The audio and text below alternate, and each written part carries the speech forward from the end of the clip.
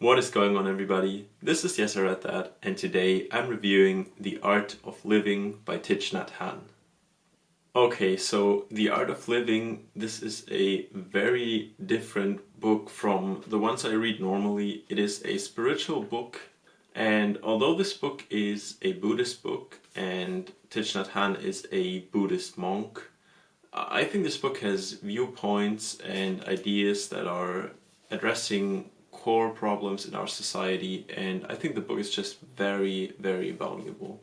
I'm not a Buddhist personally. Actually, my family is Christian, like most families from southern Germany. But I still think the ideas in this book are very interesting, and I would recommend this book to anybody who's interested in modern Buddhism. And actually, the blurbs in the book are very interesting as well. If you only check them out, there's one from His Holiness the Dalai Lama, there's one from Martin Luther King, and I mean, this already speaks volumes about the author and also about the book. And one thing I want to make sure is, even if you're not interested in Buddhism, this book is still very interesting. If you are not interested or don't like Buddhism, it doesn't mean you won't like the book. I think the book has very important points to offer for anybody, no matter what your worldview is. And especially right now, times are always tough. I could list what is going on right now, but I don't think it really matters. I think if you would watch the video in I don't know, 10 years, and I say right now, some crazy things going on in the world, I think you would probably agree, and I think this will probably never go away. So it's always good to get grounded and to get something that kind of detaches you from the everyday things, that by everyday problems and the everything weighing you down. Anyways, I'm drifting a bit off topic here. The book itself is very interesting, but the author is also interesting because he is a Buddhist monk he's a Vietnamese Buddhist monk, and he entered a monastery when he was only 16 years old.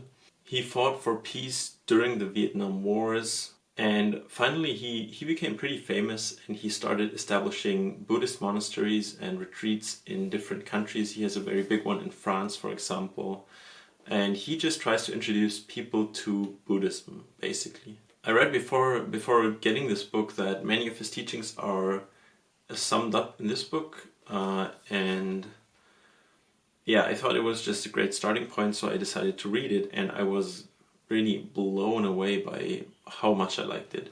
So I'm gonna talk a bit about the content of the book and then go into my likes and dislikes and my score for the book. The content of the book is actually pretty simple. Not simple. The structure of the book is simple. That's what I want to say. It is structured into 7 different chapters, and each of them explains one concept of Buddhism. So the chapters are emptiness, signlessness, aimlessness, impermanence, non-craving, letting go, and finally nirvana. I'm not really going to go into what these chapters are exactly because, first of all, I'm not going to pretend like I understood everything in this book. I didn't. And second, it's not really that simple to sum up. Sometimes the explanations are weird Buddhist thoughts or Buddhist ideas, and sometimes they are I don't know, the best way I would describe it is a weird way of logical thinking that doesn't even have anything to do with Buddhism. And this is also why I think the book is kind of good for people who aren't even interested in Buddhism that much.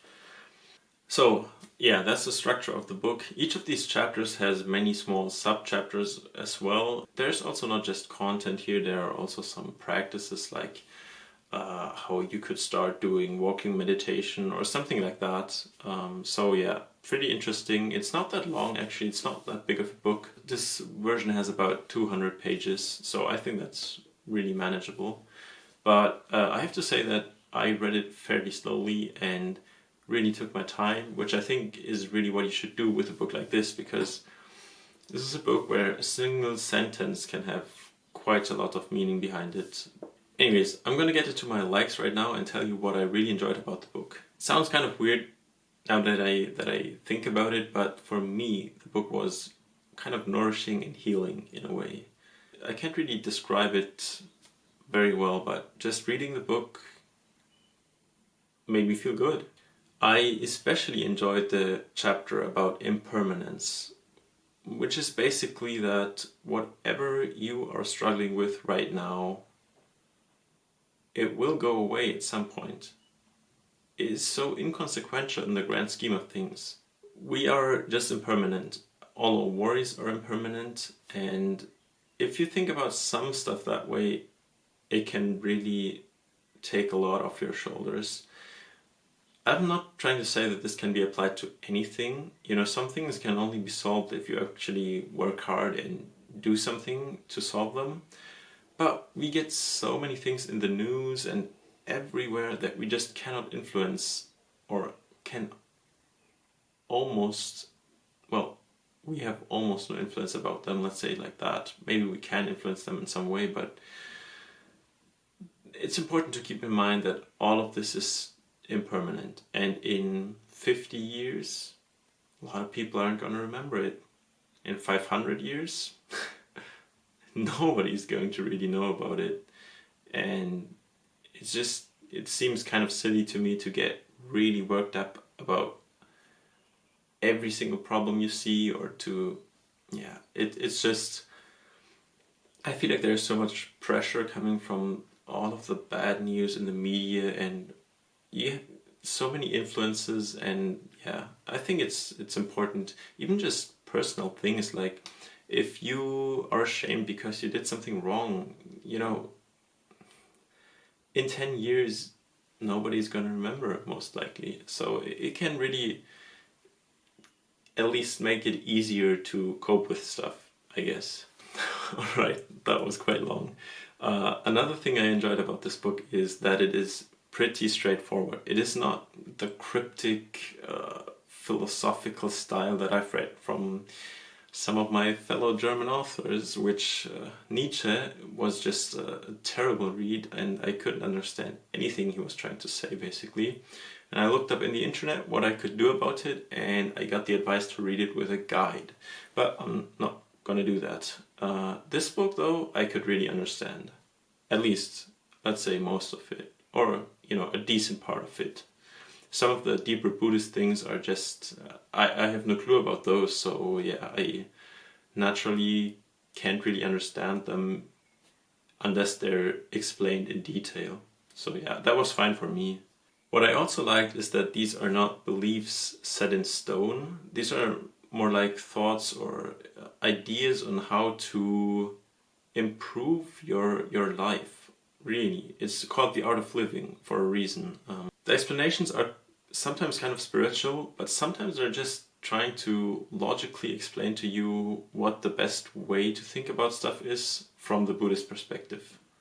One thing I really enjoy is also just the concept of mindfulness, because I feel like it's very easy in the world today to not be mindful at all of what we have. I mean, for the first time ever, I think most of the world's population is actually not poor, which is crazy. It's just absolutely crazy. The times we're living in are great. And yeah, if you're mindful and reflect about things, you realize that most of the stuff that you read in the news barely affects you in your personal life. And yeah, you just get really grateful for everything you do have. Alright, next thing I really enjoy is the practical advice. There's simple stuff here like practicing mindful walking, meditation, just from the way when you go from your parking lot to the office or to the shopping center or whatever. And it's an interesting idea. I haven't done it too much, actually, I have to say, even though it's been quite a while since I've read the book. But yeah, I did it sometimes, and it slows down your thoughts a bit, and it's just, I don't know how to describe it, but I think it would probably be a good idea to practice this a bit more often. And the last thing is, I really enjoyed that you can reread the book a lot, because I'm very sure that the next time I read it, I'm gonna interpret different meanings into some of the parts. And yeah, overall, I think the book's beliefs also kind of align with mine, so that was a good fit for me. But I really, really enjoyed it, as you can as you can probably tell already. Dislikes, really, I couldn't really think of anything. There's not really anything I disliked about the book. I mean, what really is there to dislike about trying to spread a bit more love and mindfulness in the world? I mean, I think everybody can agree that that's probably a very good idea. So yeah, as I said, I really enjoyed the book. My final score for the book is just a 10 out of 10. I was not expecting this good of a book. I was expecting it to be a bit dry and impractical probably, and yeah, it's not really. It just has this very interesting belief system, not even belief system, just way of looking at life. It's a different viewpoint, and I think it's a very good one in many cases. So yeah, if you're interested in Buddhism at all, I highly recommend you to read that book. It's not very long. You can read like 2-3 pages every night before going to sleep, and then think about what you just read a little bit. And yeah, I had a great time reading it. As I said, I took my time.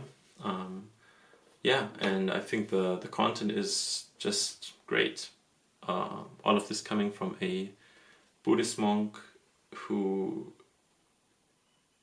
really these are his life's teachings, and I think that is fantastic that we can read that. So yeah, if you've read the book, I would also be interested in hearing your opinion. I don't really expect many people to know this, but on the other hand, he is kind of famous, and maybe someone's read it and wants to share some thoughts as well in the comments. Yeah, if you enjoyed the video, make sure to drop a like and leave a sub to this channel, and I'll see you in the next book review, which is probably going to be fantasy again. Till then, bye!